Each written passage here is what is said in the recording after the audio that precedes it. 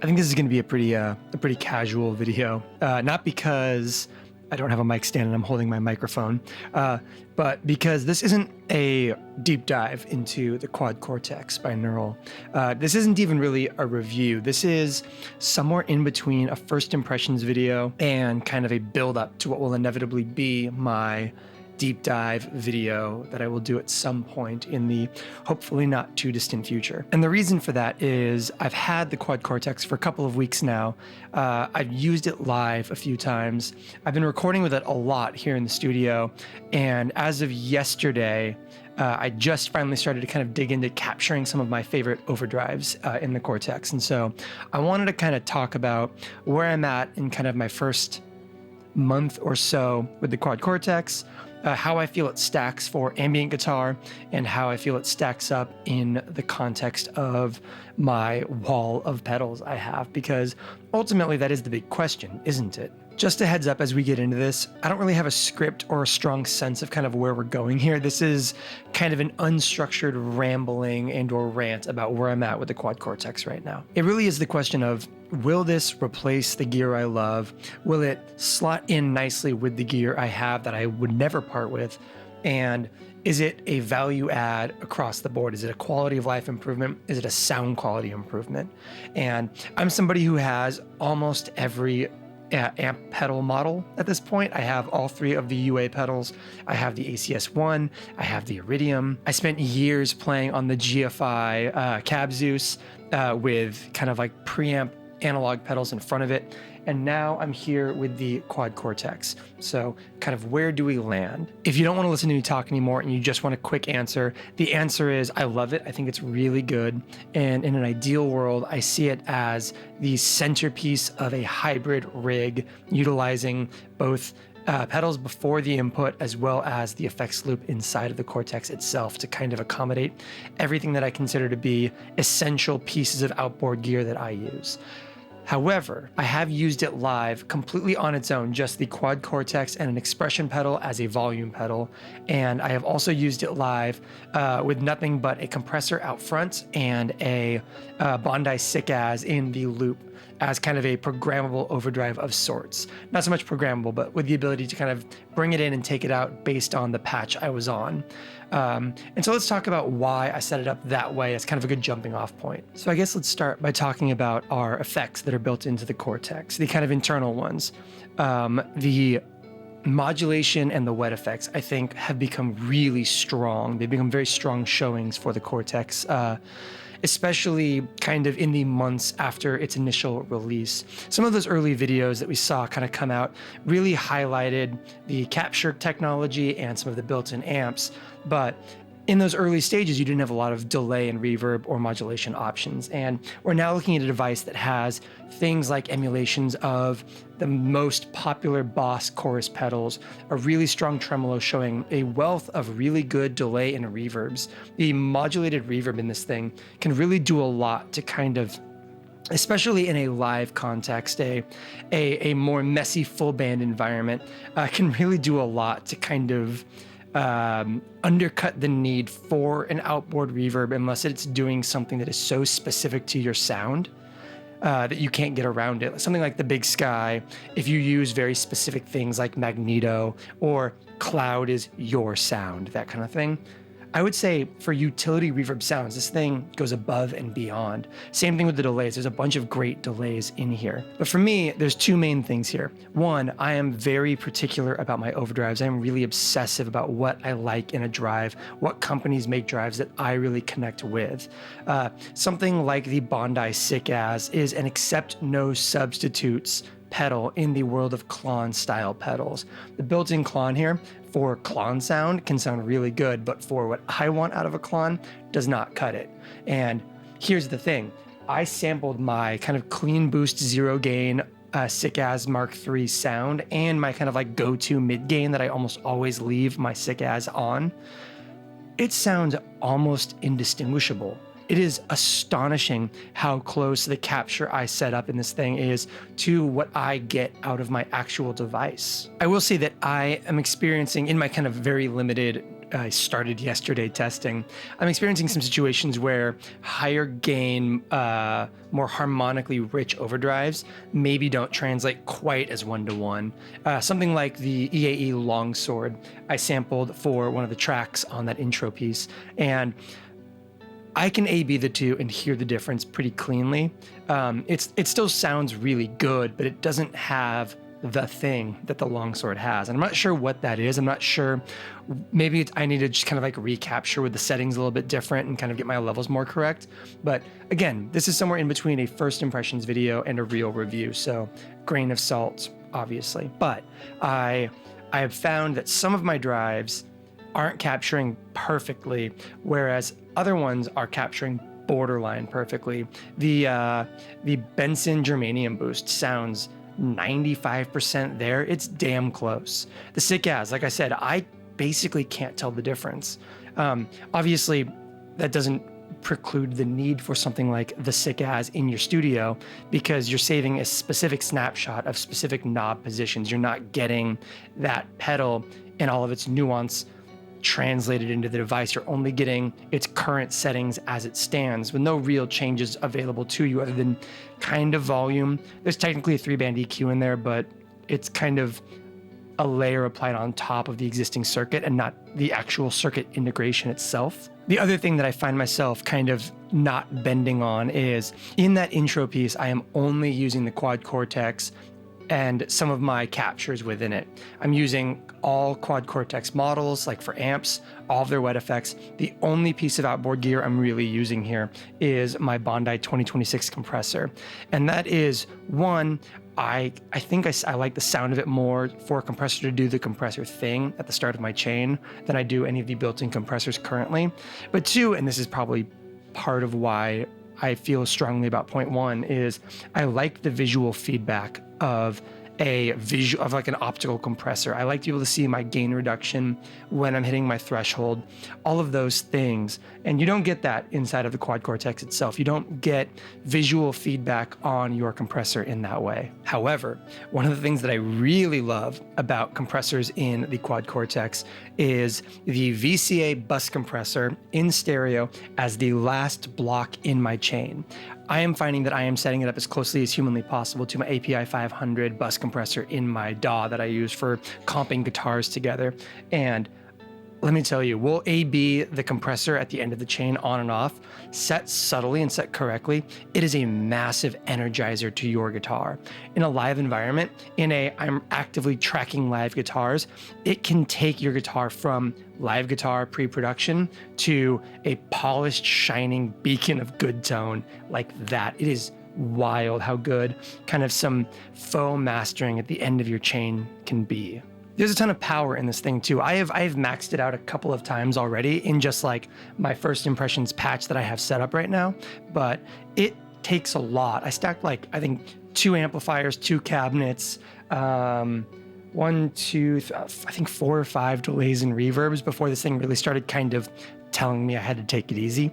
And that can obviously be heavily mitigated by using amp capture instead of the real amps, because the real amps in this thing take a lot more processing power. And to that end, I am using one capture in here. I am using a Bassman capture from my friends over at Worship Tutorials. Bradford is a buddy of mine, and I've stolen some of his stuff for use in my Quad Cortex. And his Bassman capture into one of the built-in Quad Cortex cabinets sounds incredible. It sounds really good.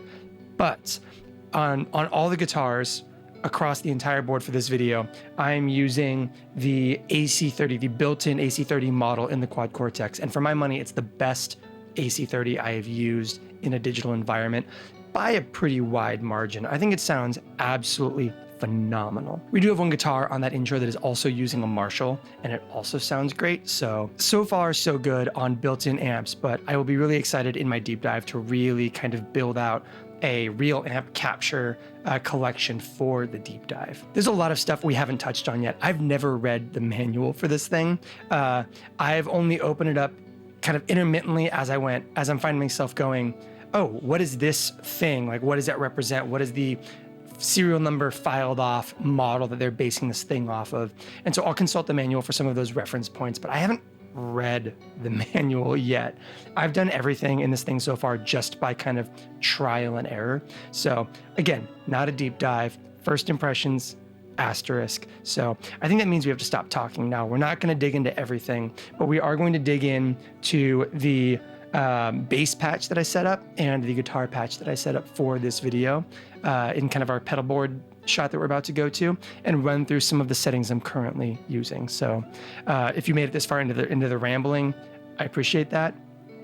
If you're sick of it, there was time codes down below, so I don't know what to tell you. But in either case, let's listen to some samples from the Quad Cortex. So like I said, this is not a deep dive video or anything overly in-depth or complicated.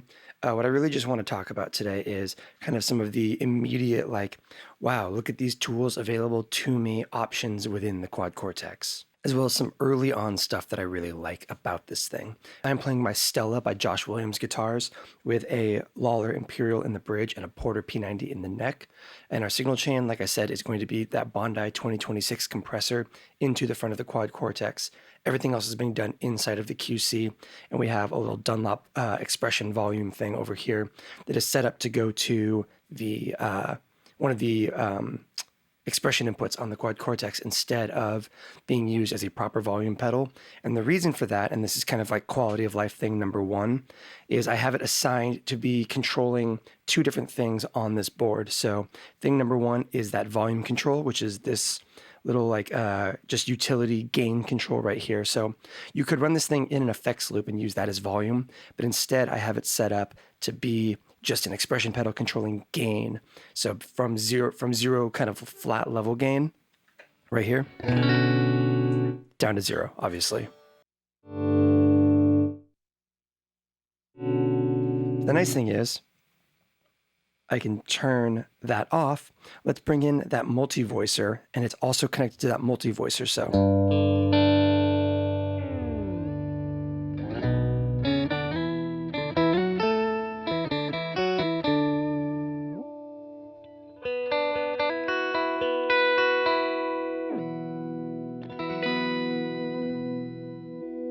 which is super cool. Let's talk about why I have a compressor out front. I could put a compressor as the first block in my chain on here, but I'm a really big fan of, one, what an outboard analog compressor or just something ahead of the Quad Cortex will do. So for me, that's anything from the 2026 to the Benson Germanium Boost to the 29 pedals Una. But I really like the compressor for this purpose and kind of in my early testing of the Quad Cortex. And the reason is I like having both that analog circuit out ahead, and I like being able to see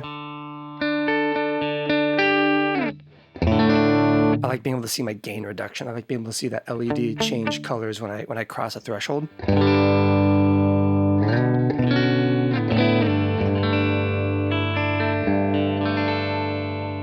If I could get that on the Cortex, I'd be thrilled. But as of now, you don't really get that. And I find that when I'm doing gain setting on the Quad Cortex for something like a compressor, I'm like the compressor we have at the end of chain, by the way, which we have an end of chain bus compressor, like I was talking about, a VCA comp. And one of the things I noticed, which by the way, really quick.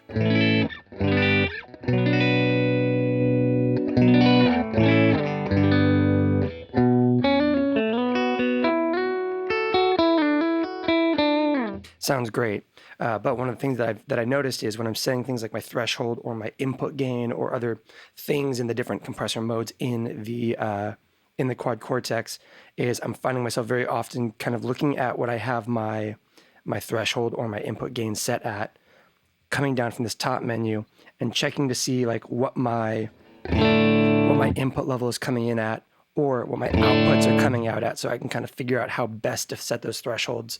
I prefer the kind of immediate, easy access of any sort of gain reduction meter built to the outside of a compressor like that. I find that to be very useful, which is why we're using an outboard compressor here. speaking of kind of the base level stuff that we're doing right now, all we have turned on is that input compressor, that output compressor, and then this AC30 model, this UK C30 top boost. We have a separate amp down here, but we're not actually using it right now, as controlled by this split that we have set up right here. I have my balance set to 0. So basically, this is all AC30. This is a 50-50 split of the AC30 and the bassman down below.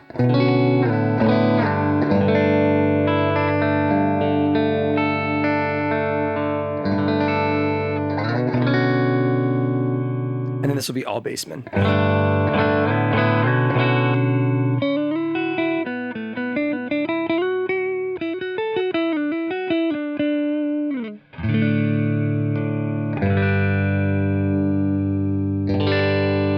Get back to that AC30 for a moment. The gain and everything on this thing feels really wonderful.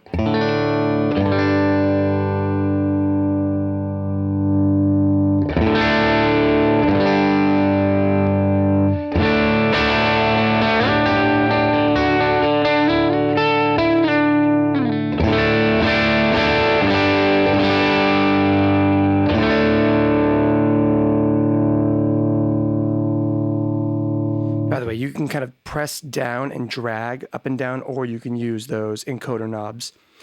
Both are really effective, or you can press and hold. And you can press and hold on the numeric value on the side, and it will give you an actual thing where you can put in a very precise number if you know exactly where you want to be.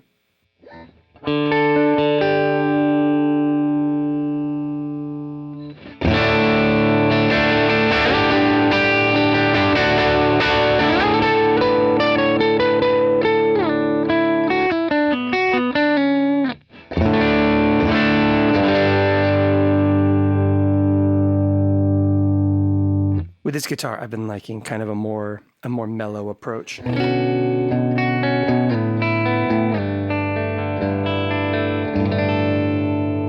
Another little quality of life thing that I've been enjoying is this thing that I kind of stole from and have kind of made some changes to from my buddy Bradford over at Worship Tutorials. This will be one of 2 plugs for him in this video.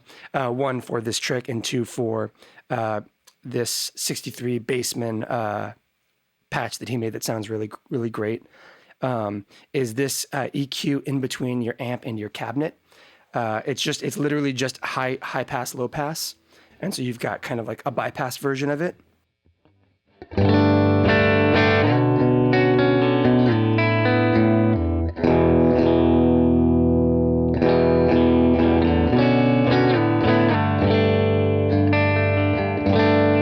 It just does a little bit to kind of tighten up your low end, kind of smooth out some of your highs so that nothing gets too shrill, especially with that AC30 model.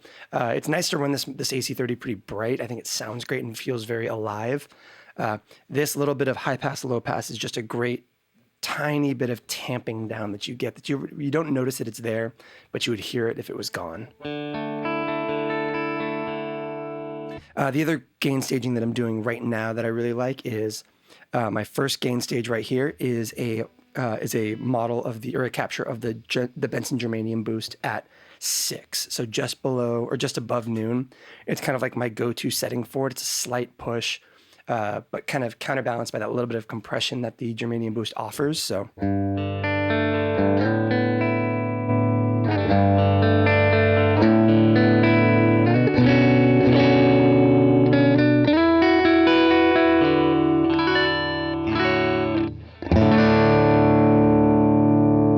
Yeah, that's the Germanium boost. There's a bunch of controls for your captures. I don't tend to mess with them because I don't find them to be incredibly effective versus just capturing the pedal in the state that you want it to be in. It will work, but it's not my preference. The only thing I would use here would be like if I wanted that character but less volume boost. Taking that down slightly like that, so now you've got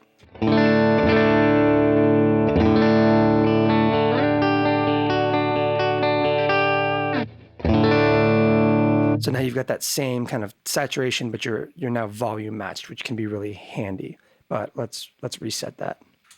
speaking of those captures, and especially speaking of that idea of just capturing multiple versions of the thing you love, let's kick on a plate reverb really quick, just so that we've got a little bit of ambiance, because that's what I like.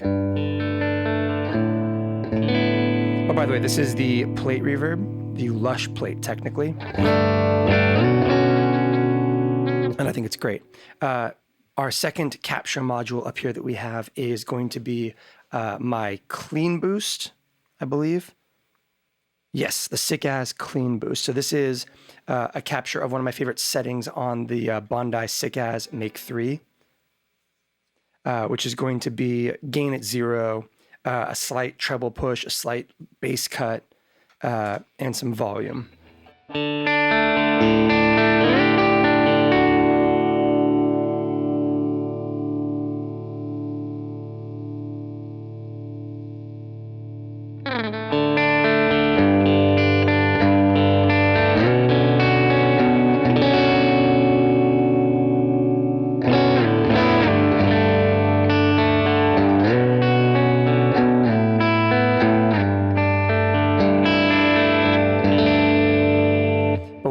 Is what I could do here, because I have my clean boost capture that I did, and then I also did a kind of like mid gain capture.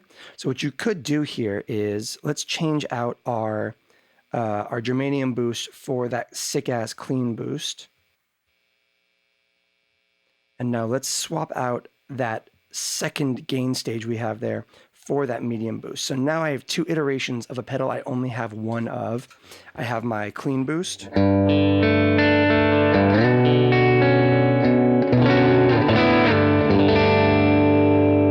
I have a mid gain.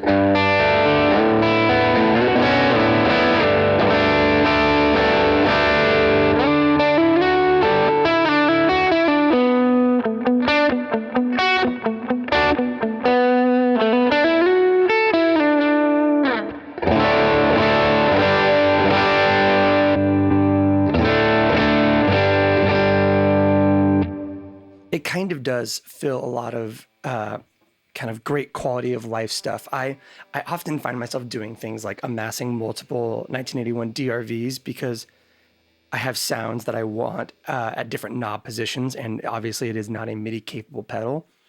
This is a really great way of kind of getting to that comfortable middle ground of I don't have to buy 6 Sick As's because I like my clean boost, my mid boost, and my high gain boost. I like the fact that I can just kind of capture multiple ones in here. It is no substitute for the real thing. In the studio, if I'm tracking guitars, I'm often going to reach for the actual thing because one, it's important to be able to kind of tweak to exactly what you need, whereas this is a snapshot of exactly where the knobs were when you captured it. But man, it sounds close. It sounds really good. Let's jump to a different higher gain patch that we have. So this second gain stage right here. Let's jump over to my longsword.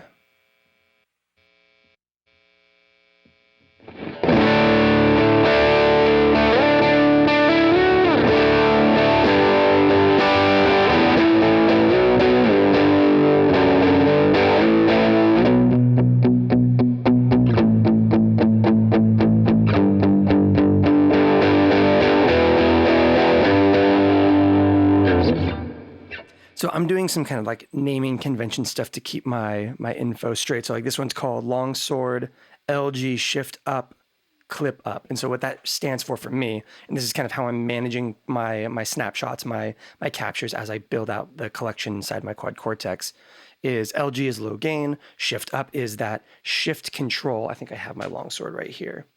I can kind of approximate based on my description here. I have my shift in the up position, which means I'm probably mid boosting slightly because that's my go-to. And then I have clip up, which means that clipping diode control on this side is in the up position. So it gives me a sense of kind of where this thing was at when I captured it. And if I'm kind of over a long enough period of time, I'm just going to capture like every single iteration of every single pedal that I like. And that way I can kind of just dig through this like hopefully well-organized library of sounds and get all of my different settings and everything.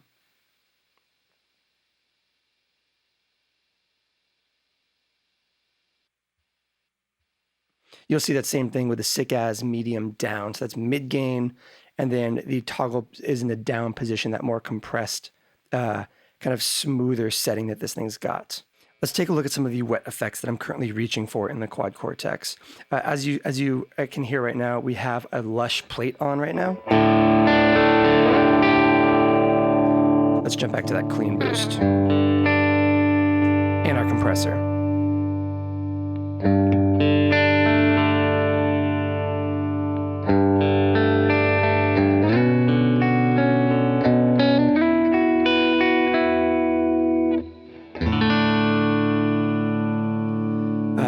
Plate sounds amazing.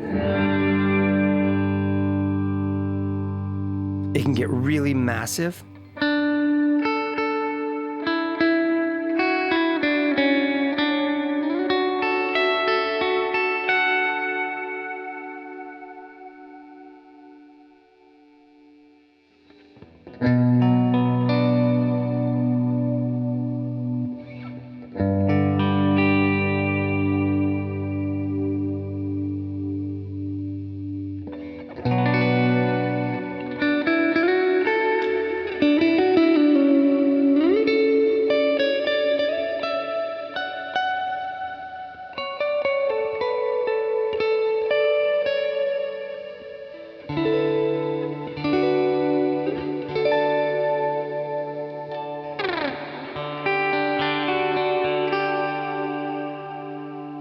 But what I like is taking a really, really massive, beautiful plate and making it kind of like my rock plate, like my kind of like rock and roll ambient sound.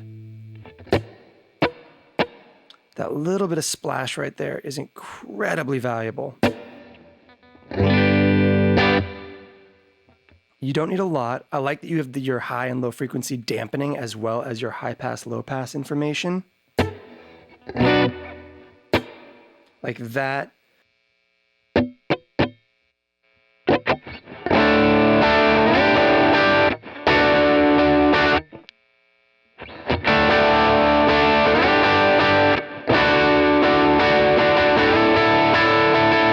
It's such a huge difference. It stays out of the way really well, but it just sounds great.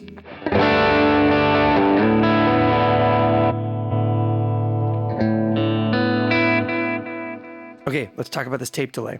I like that you can drop a stereo delay on here and decide if you want it to feel stereo or not. So let's get rid of our drive and our reverb really quick. So you have your mix control, your feedback, obviously. You have the ability to turn sync on and off, which basically can ignore or listen to MIDI clock coming from either kind of your global tap or a MIDI device, or the way that I usually run it is MIDI from my DAW.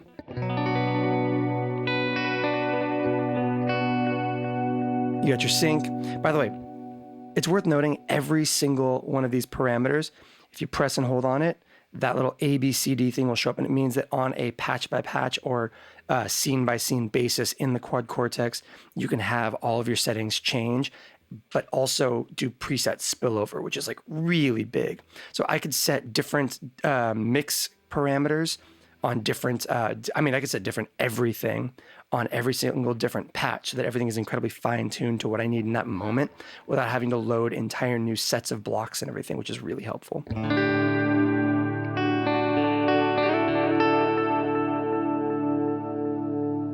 You have some great modulation in there.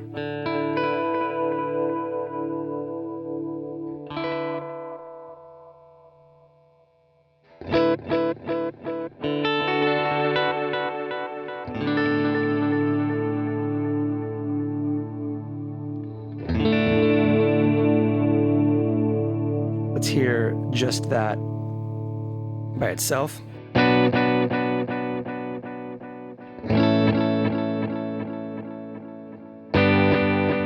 And by the way, it can also be set to ping pong.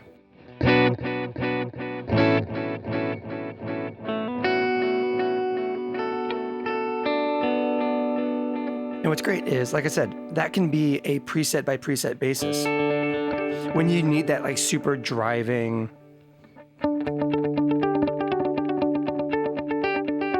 when you need that kind of center focused dotted A thing, whether you're doing like tremolo picking or whatever, or if you want that big ambiance of a stereo ping-ponging delay, you can literally just set that preset by preset on one delay mode, which is awesome. I love that wow and flutter for like just subtle chorusing.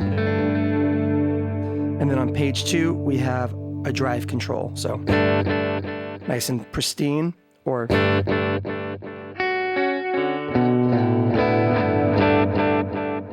a little bit of grit. It doesn't do a ton of grit, I have found.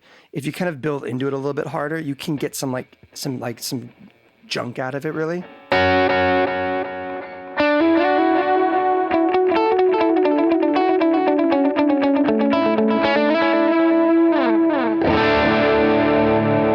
I find that it's a pretty clean delay. The Quad Cortex doesn't really have that big broken delay sound, that big broken tape sound that's something like the Big Sky does.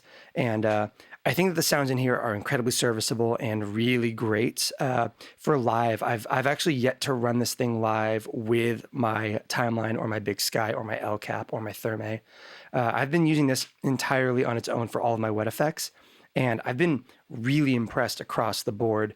In the studio, I think it can get a little sterile if you don't put a ton of work into really fine-tuning everything. But the sound quality is great. I think everything still sounds amazing. It just maybe sounds so good that it's hard to make it sound, intentionally not good like you often want.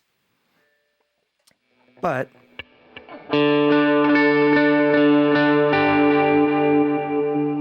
that ambient thing is really there, though.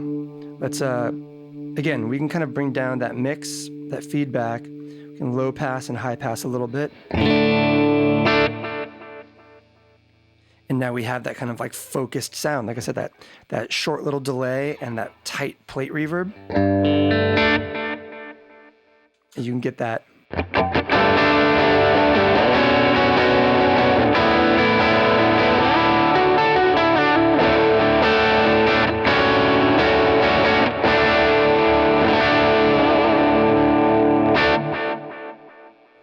This is also a really good time to circle back around to that end of chain kind of foam mastering compressor I'm using.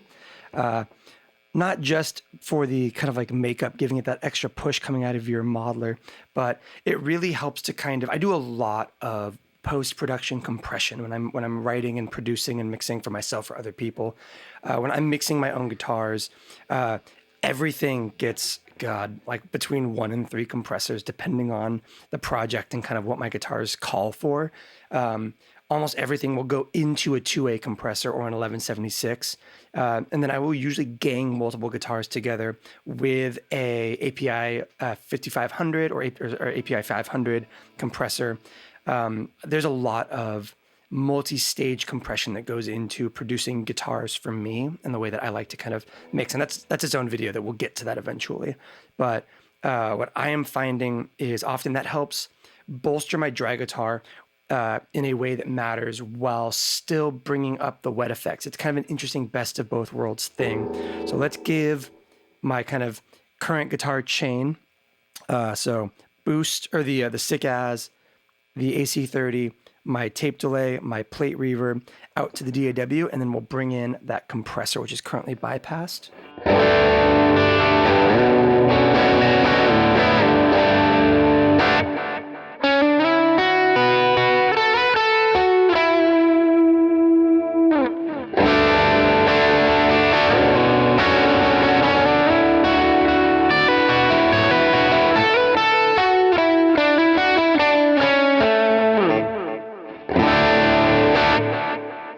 You get more out of your trails. You get a little bit more reverb and delay presence, but it also bolsters that drag guitar in a really valuable way.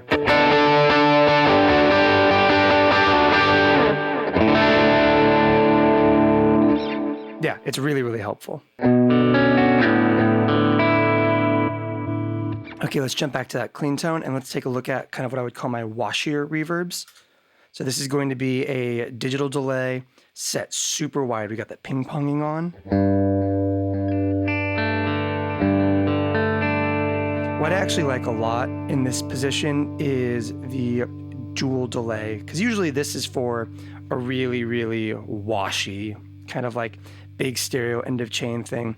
So you can set something like this where you have dual delay. So we have let's go with a dotted eighth on the right side and a quarter on the left side.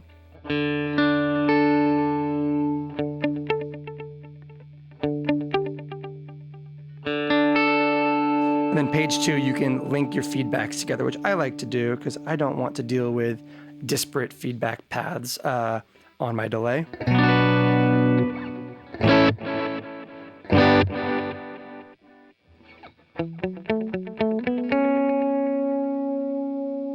Get a little bit of chorusing going on.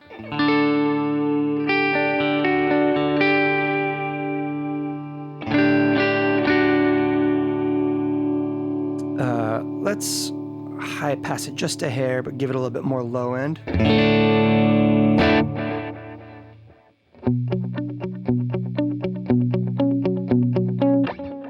One of the things that I really like about this dual delay is this X feedback, which basically controls the likelihood that your left and right delay channels feed into one another.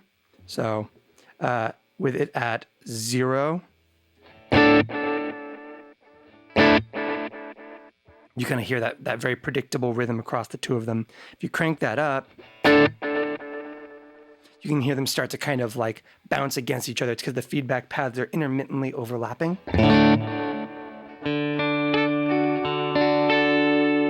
Let's slow that delay time down a little bit so you can hear it a little bit more clearly.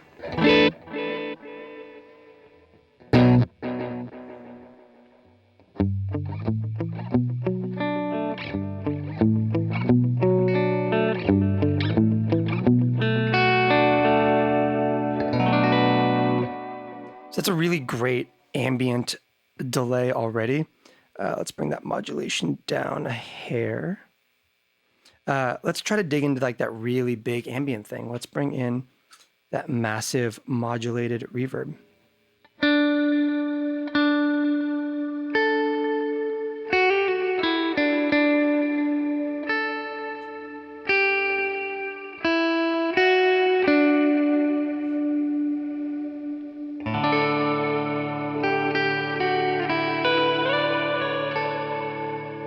I love it. It's a great sounding ambient reverb.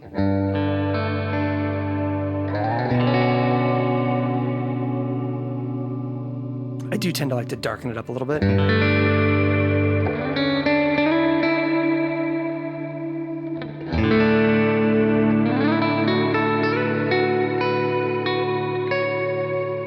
I wish this had a diffusion. I will say that. Again, this goes back to that. In an ideal world, I'll probably be running this in some sort of hybrid model, especially if I have like a real big permanent board that I put together with it.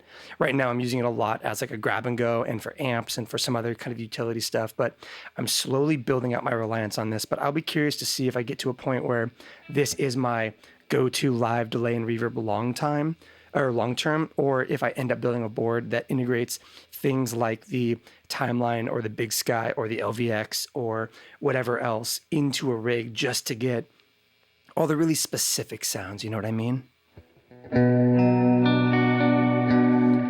However, it sounds amazing, so I mean, you have 10 seconds of decay on this thing.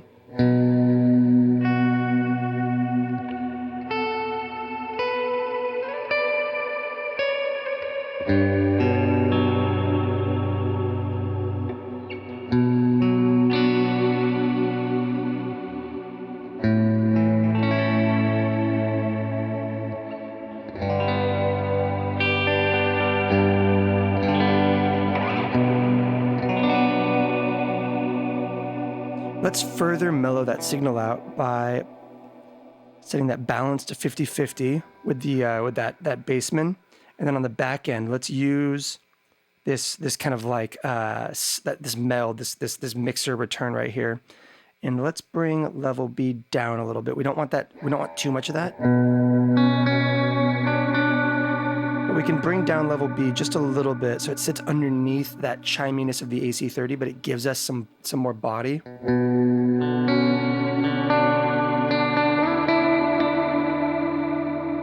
There's so much flexibility available to you here. It's really great. Oh, and by the way, that return spot right there,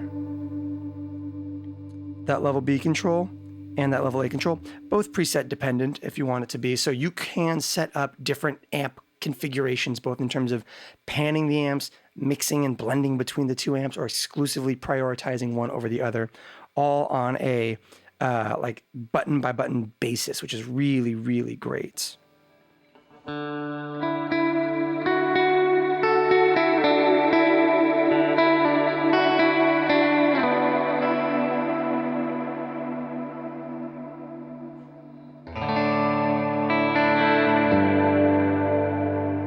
By the way, there's also a really great tremolo in here.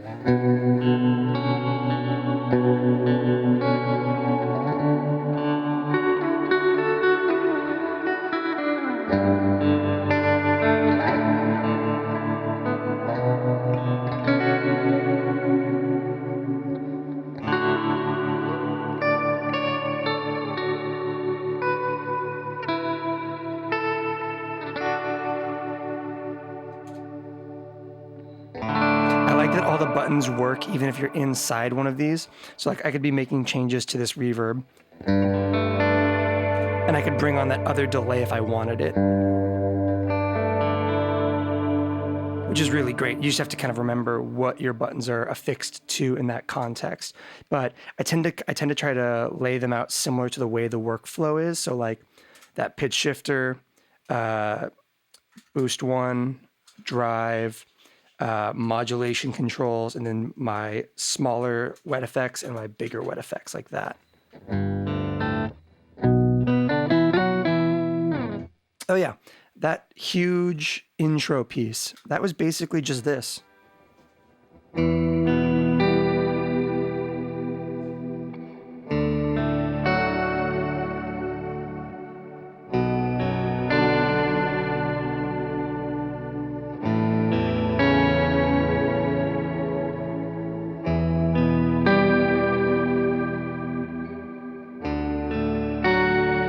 I think I was using the compressor.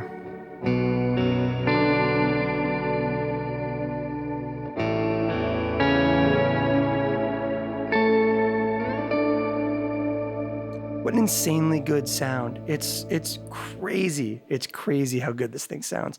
And you can do so many cool flexible things with it. Let's change that from that whammy to the oh, we're on whammy right now. That's very funny. Oh, I knew we were on whammy, never mind. Oh, by the way, you can see when we go to that change device page that mini voicer is grayed out right now. And that's because we have hit our current kind of limit of what we can afford to put on one preset like this. This thing is intensely powerful, but it is not endlessly powerful. And it turns out that the real amp, the snapshot or the capture of an amp, the two cabinets, the 4 stereo wet effects, I guess technically the 5 stereo wet effects, considering the tremolo is technically a wet effect. It all adds up. You can do so much stuff. And one of the kind of like first level day one tricks a lot of people have told me is basically, as often as possible, capture amps you like, because it takes way less processing power than the actual real amp modules do. I think you can kind of only ever afford 2 real amps in a scene, in your kind of best case scenario.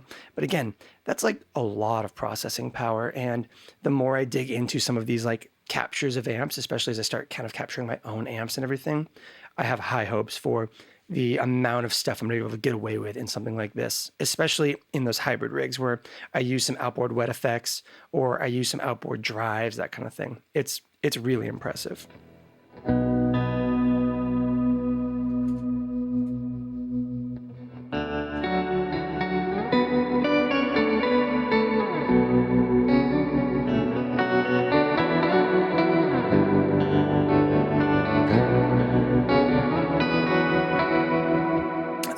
Thing we didn't even touch on. This whole video is so out of order, it's wild. The tracking on this is so good. Like, single note stuff is easy to get right. but like.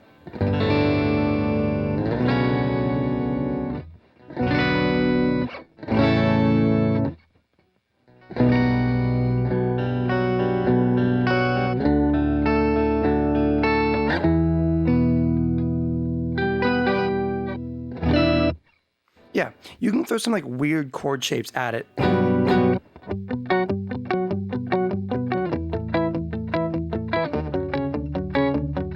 And it will hold together really well, which I really like.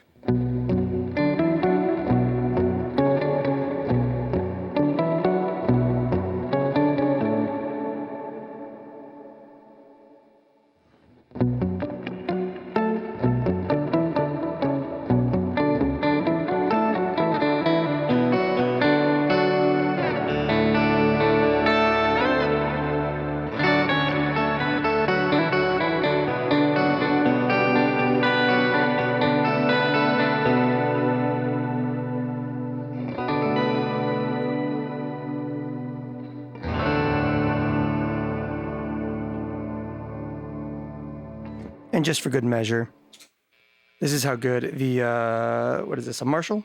Yeah, the Brit 900 sounds.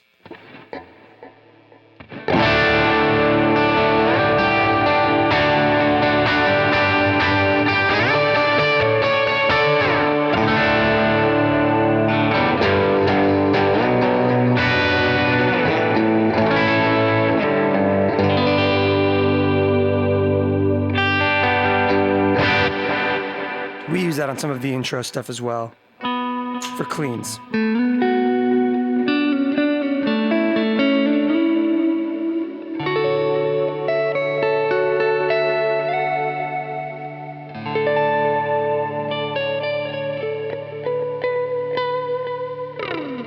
Again, this is not a deep dive. We're not going to touch on this one a whole lot. We'll get back to it in a future video. So we're not going to touch on my bass rig today, and that's because, one, I said this was not a deep dive, and I'm trying to keep this somewhat brief, which I feel like we've already lost the plot on.